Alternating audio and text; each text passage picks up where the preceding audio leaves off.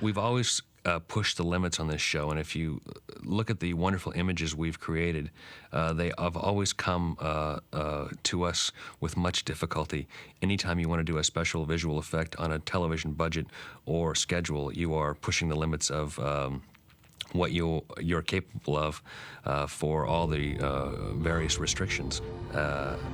It's been a beautiful show in terms of its effects because they've been believable, they've been minimal, they haven't been overblown, and supervised and coordinated by the illustrious Matt Beck, who has been our special effects producer from the beginning. He comes in and he's got a very, very strong personality, but he knows how to make something good. He's got very good taste. So he is, I think, a secret weapon on the show, as is Graham Murray, the production designer who has done the lion's share of the work on the show. These people really help to give it the cinematic look that I think it has, and I think that makes it different than anything else on television.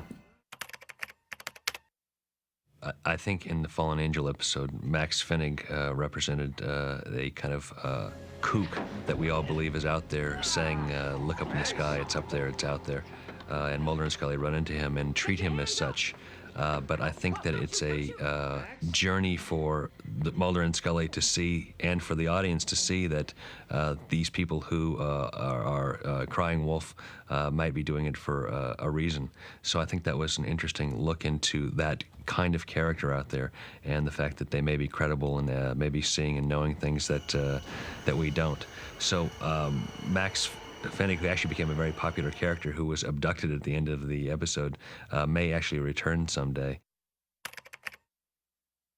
I think there are certain images in it that stand out for me. The men at the crash site, or what is not supposed to be a crash site, going over it with instruments and the smoke and the bright glare that Mulder is documenting with his camera before he gets taken by the troops.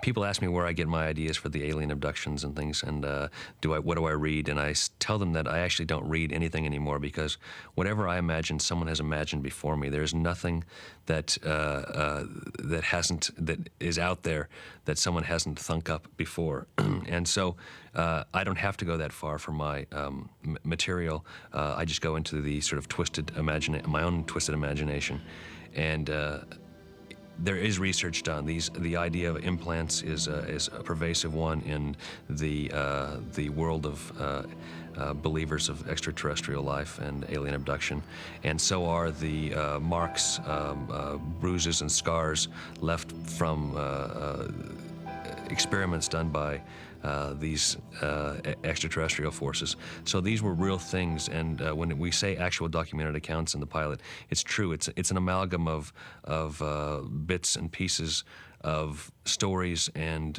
information that I gathered by reading about alien abduction. I always think that what you don't see is actually scarier than what you do see. You need a good otherworldly effect, or else it's going to look like a monster of the week. As soon as you create a monster, you give it shape, you've defined it, and then it has, you can know it, or you could catch it. But something that's invisible is energy, pure energy, is much more interesting, I think, certainly as a paranormal story, than something that is very real and has a fur coat or a waggy tail.